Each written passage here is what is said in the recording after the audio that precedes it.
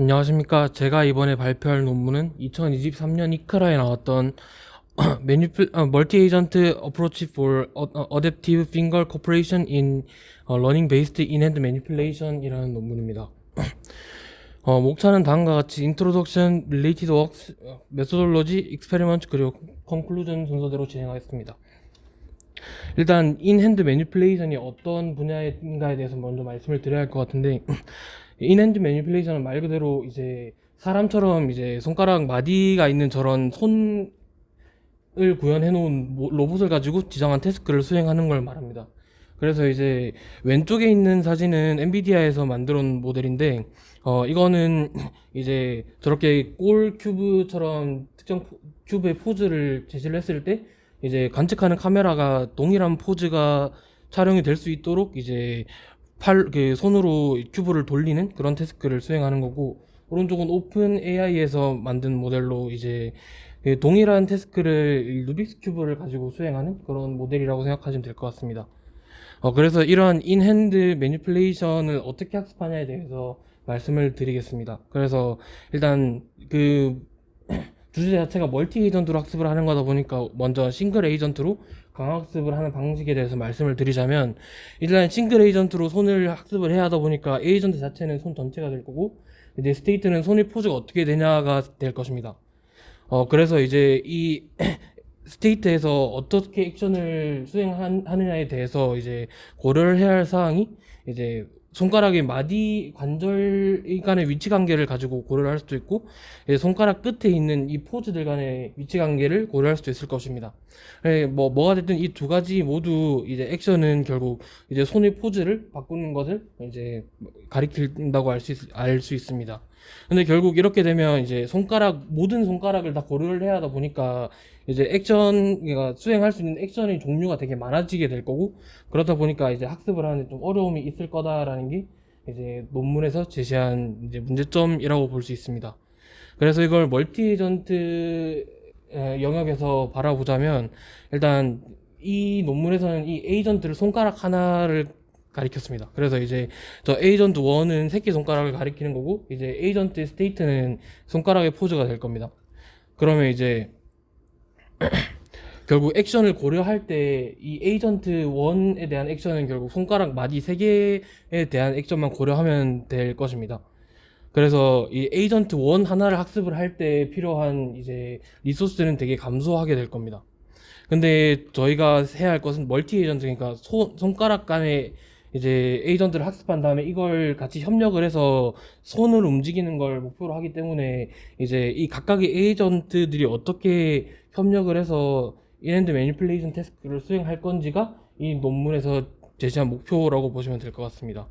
그래서 이제 릴레이티드 웍스에 대해서는 두 가지를 말씀을 드리려고 하는데, 이 첫 번째로 센트럴라이즈드 트레이닝, 디센트럴라이즈드 엑시큐트는 이제 멀티 에이전트 태스크에서 주로 쓰이는 이제 학습 방식인데, 여기서 이제 디센트럴라이즈드는 이제 그 환경에 주어진 모든 그 에이전트 중에 지정한 에이전트의 스테이트와 액션만 인풋으로 받는 걸 말하고, 이제 센트럴라이즈드는 이 환경에 있는 모든 에이전트의 액션과 스테이트를 모두 인풋으로 받는 방식을 말한다고 생각하시면 됩니다.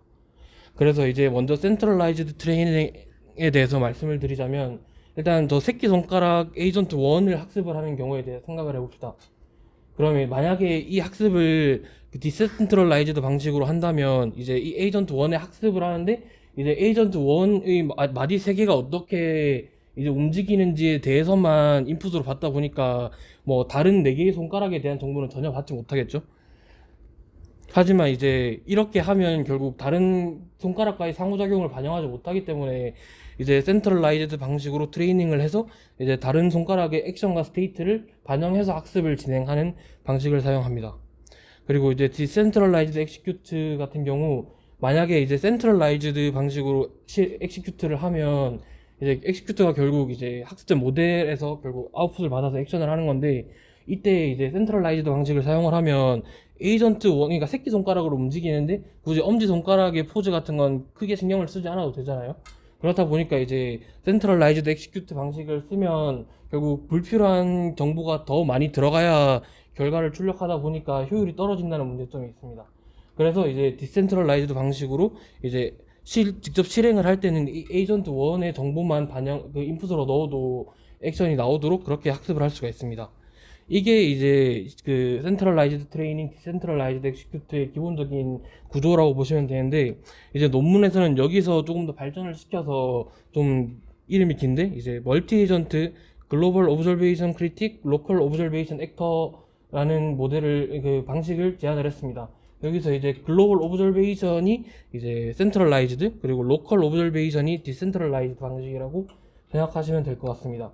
그래서 이게 저 CTDEA와 다른 점은 이제 디센트럴라이즈드 엑시큐트 과정에서 원래는 이제 그 특정 에이전트의 그 스테이트와 액션, 그리고 좀 그 에이전트가 관찰한 주변 에이전트의 그 스테이트만 인풋으로 넣어주면 되는데 비해서 여기서는 주변에 있는 에이전트의 액션까지 같이 반영을 하는 식을 사용했다고 합니다. 예를 들어서 새끼손가락으로 움직일 때 약지가 어떤 그 포즈로 있냐도 사실 어느 정도는 연관성이 있기 때문에 이걸 같이 인풋으로 넣어주면 좀 더 이제 손가락 간의 협력을, 코퍼레이션을 좀 더 학습에 반영할 수 있다라고 설명을 하고 있습니다. 그리고 두 번째로 말씀드릴 건 HER, 그러니까 힌드사이트 익스페리언스 리플레이라는 그 강화학습 방식인데, 이건 예시를 들어서 설명을 해드리겠습니다. 저렇게 이제 시뮬레이션 환경이 존재하고, 이 시뮬레이션의 목표가 저렇게 이 카메라가 저 골과 같은 형태의 포즈로 그거 블럭을 촬영하도록 이제 블럭을 움직이는 건데, 실제로 결과가 다음과 같이 나왔다고 하면, 일반적인 강화학습 같은 경우는 이제 이 결과에 해당하는 에피소드를 버퍼에 넣을 때 이제 실패를 했으니까 이제 그 실패한 리워드를 기준으로 에피소드를 넣게 될 것입니다. 근데 예를 들어서 만약에 이 성공을 했을 때 리워드를 0으로 하고 실패를 하면 마이너스 1을 준다고 하면 되게 어려운 태스크 같은 경우 성공할 확률이 되게 낮다 보니까 계속 반복을 해도 실패한 결과만 그 버퍼에 쌓이게 될 거잖아요. 그래서 이 문제를 해결하기 위해서 이렇게 실패한 경우에 그 해당 에피소드에서 목표만 이제 실제 그 획득한 결과를 목표로 바꿔주는 겁니다. 그러면 이제 그 아까 앞에서는 실패했으니까 마이너스 1만 계속 받는데 이제 목표를 바꿔줬으니까 그 바뀐 목표에서는 성공을 한 거잖아요. 그러니까 그런 상태의 성공한 에피소드를 버퍼에 넣게 되면 결국 이제 성공한 에피소드에 대한 그 시뮬레이션이 에피소드가 늘어나니까 학습에도 좀 더 효율적일 거고, 그 다음에 이제 단순히 그냥 버퍼를 쌓는 것보다는 그 샘플 수가 늘어나는 빈도가 더 많아지기 때문에 이것도 학습의 효율을 높여준다라고 설명을 하고 있습니다. 그래서 이 논문에서는 이 HER 방식을 좀 확장을 해서 이제 그 SHER, 그러니까 Synchronized Hindsight Experience Buffer Replay를 제안을 했습니다. 그래서 이제 논문에서 제안할 리워드는 이제 손을 가지고 하는 태스크를 성공을 하면 그 각각의 에이전트별로 0의 리워드를 주고, 그 다음에 실패를 하면 마이너스 1의 리워드를 줬습니다.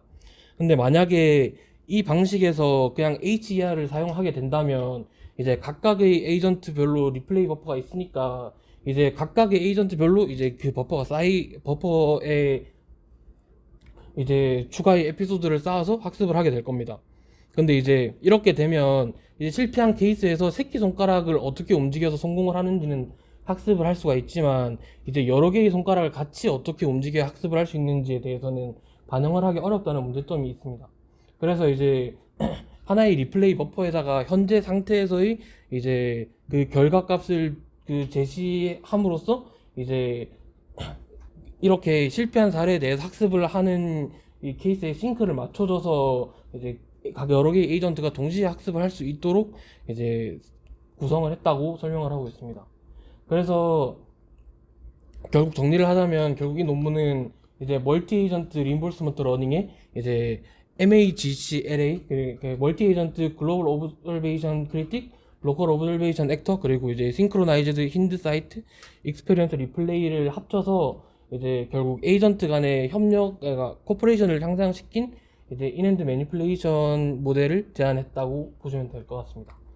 그래서 이제 메소돌로지는 간단하게 그 실제 아키텍처를 어떻게 구성을 했는지를 보여드리려고 하는데, 일단 기본적으로 학습에 사용한 건 멀티 에이전트 액터 크리틱, 이라는 이제 멀티 에이전트용으로 구성한 액터 크리에이팅 네트워크라고 생각하시면 될 것 같고, 그래서 다음과 같이 이제 논문에서 제안한 환경은 그 손가락별로 에이전트를 설정을 하고, 그리고 이제 손목의 움직임도 어느 정도 영향이 있다라고 생각을 해서 손목까지 총 6개의 에이전트를 생성을 했다고 합니다. 그리고 이제 에이전트별로 이제 액터 크리에이팅 네트워크를 하나씩 반영을 하는데, 여기서 이제 크리에이팅 네트워크에다가는 아까 말씀드렸던 센트럴라이즈드 한 정보, 그러니까 모든 에이전트에 대한 스테이트와 액션을 제공을 하고, 이제 액터에는 이제 각각의 해당되는 에이전트의 그 액션과 스테이트, 그리고 이웃한 에이전트의 액션과 스테이트를 제공하는 식으로 학습을 진행합니다.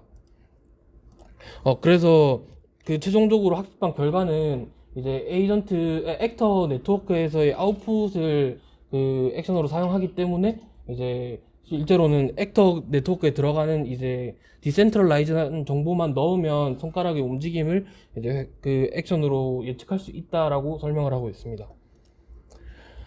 다음은 실험 부분에 대해서 말씀을 드리겠습니다. 일단 실험 셋업은 그 오픈 AI GM의 그 로보틱 플랫폼이라고 로봇 관련해서 시뮬레이션을 할 수 있는 플랫폼이 있어서 이걸 사용했다고 하고, 그 다음에 이제 인핸드 매니플레이터 모델은 섀도우 핸드 시뮬레이션을 사용을 했다고 합니다. 이 섀도우 핸드 시뮬레이션에서는 다음과 같이 7개의 태스크가 있는데, 이 중에서 이제 논문에서는 이제 블록 그 매니플레이션이랑 에그 매니플레이션 이 두 가지 경우에 대해서 그 실험을 진행했다고 합니다. 그래서 이 태스크에 대해서 좀 더 설명을 하자면, 저렇게 X, Y, Z 축이 정해져 있는 그 로봇이 있는데, 블럭이 있는데, 이제 Z축을 기준으로 로테이션을 시켜서 지정한 타겟 포즈와 동일한 형태가 포즈가 되게끔 이제 블럭이나 에그를 돌려주는 태스크라고 생각하시면 될 것 같습니다.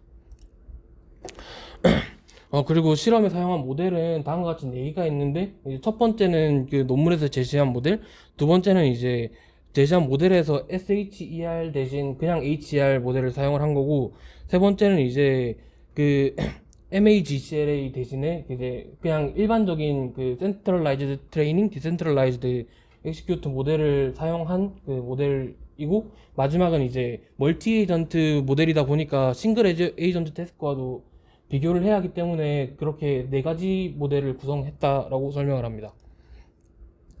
그래서 이제 트레이닝 프로세스부터 설명을 드리자면, 일단 빨간색이 이제 싱글 에이전트로 학습을 한 거고, 이제 파란색이 제시된 모델이라고 생각하시면 될 것 같습니다.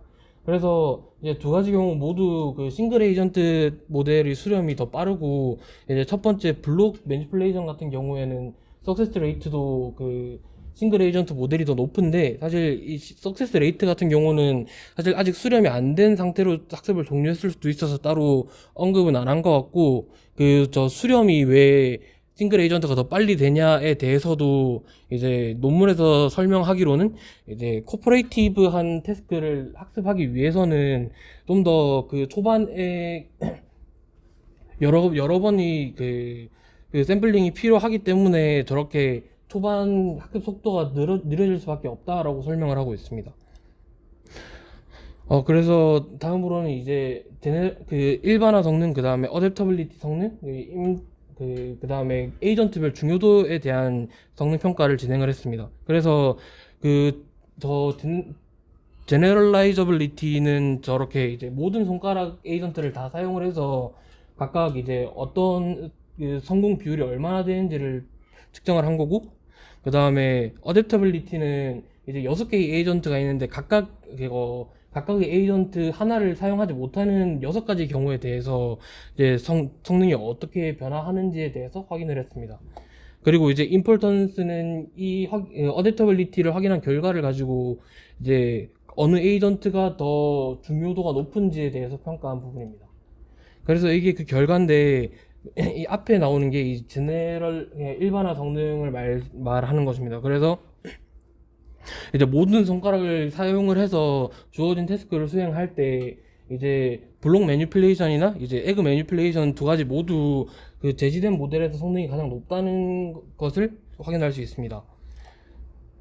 그리고 이건 이제 말씀드렸던 것처럼 이제 하나의 에이전트를 사용하지 못하는 경우에 대해서 이제 성능을 비교한 거고, 저기 이제 RD는 퍼포먼스 리듀션이라고 그 제너럴라이저빌리티 실험에서 획득한 성능에 비해서 얼마나 성능이 떨어졌는지에 대한 비율을 나타낸 것입니다.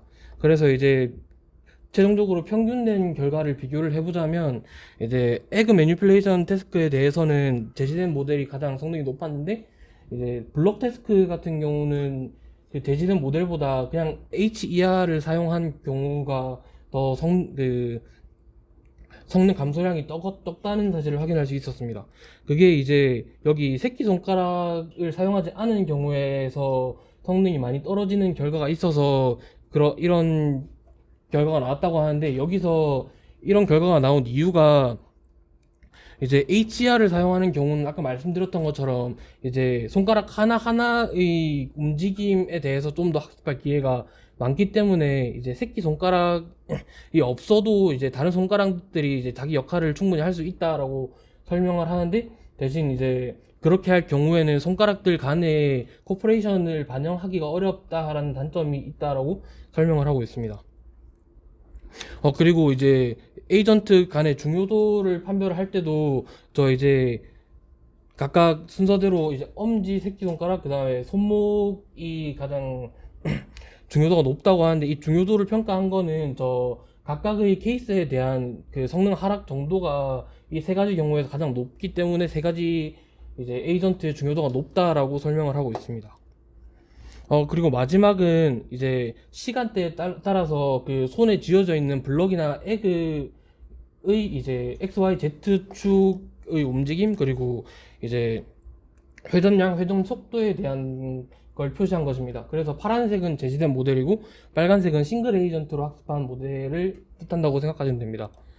그래서 이게 실제로 동작하는 비주얼라이즈 한 결과인데, 이제 그 왼쪽에 멀티 에이전트 같은 경우는 이제 목표한 골까지 수렴하는데 되게 시간이 오래 걸리는데, 이제 그 반면에 싱글 에이전트 같은 경우는 수렴은 되게 빨리 하는 모습을 볼 수 있습니다. 그래서 이게 좀 더 설명을 하기 위해서 가져온 표인데, 그래서 더 빨간색 네모는 그 싱글 에이전트 모델이 수렴할 때까지 걸린 시간을 표시한 거고, 파란색은 이제 멀티 에이전트 모델이 수렴한 시간입니다. 그래서 이제 수렴 자체는 멀티 에이전트가 더 오래 그러니까 목표에 도달하는 데는 멀티 에이전트가 더 오래 걸린다는 걸 알 수가 있는데, 하지만 이제 그 목표에 도달한 이후에 그 변화량을 보면 좀 더 멀티 에이전트 태스크에서 좀 더 안정적인 변화량을 보이는 걸로 봐서, 이제 안정화 단계가 이제 목표에 도달한 후에 얼마나 안 움직이냐에 대한 건데, 이때의 조정이 덜 필요하다는 점은 장점이라고 이제 뽑고 있습니다. 그리고 이제 Z축에서의 움직임에 대해서 좀 자세히 설명을 하고 있는데, 이걸 보시면 그 파란 색깔 그 그래프 같은 경우에는 거의 Z축에서의 움직임이 크게 그 편차가 없이 나타나는 것을 볼 수 있는데, 대신 빨간색 그래프 같은 경우는 되게 변화량이 크다는 걸 알 수가 있습니다. 그래서 이거를 비주얼라이즈 한 게 다음과 같은데, 이제 멀티 에이전트 태스크 같은 경우는 이 손가락을 모두 이용해서 이제 옆으로 그 에그를 돌린다고 생각하는 반면, 이제 싱글 에이전트 같은 경우는 손목 스냅을 이용을 해서 약간 그 더 달걀을 좀 바운싱 하는 느낌으로 회전을 하기 때문에 이런 차이가 생긴 거다라고 설명을 하고 있습니다. 결국 이제 바운싱보다는 저렇게 돌리는 게 손가락 각각의 역할을 충실하게 한 거다라고 설명을 하기 때문에, 논문에서는 이제 멀티 에이전트의 경우 좀 더 그 손가락들이 제 역할을 잘 하고 있다라고 설명을 하고 있습니다. 그래서 논문에서 제시한 결론은 다음과 같습니다. 이제 첫 번째는 그 인핸드 매니플레이션이라는 태스크에서 그 손가락 기준의 그 멀티 에이전트 셋업을 한 첫 번째 연구라고 설명을 하고 있고, 그 다음에 두 번째랑 세 번째는 이제 기존의 학습 방식에서 조금 더 개선된 두 가지 그 방법을 더 제시를 했다라고 설명을 하고 있습니다. 네, 그럼 발표 마치도록 하겠습니다.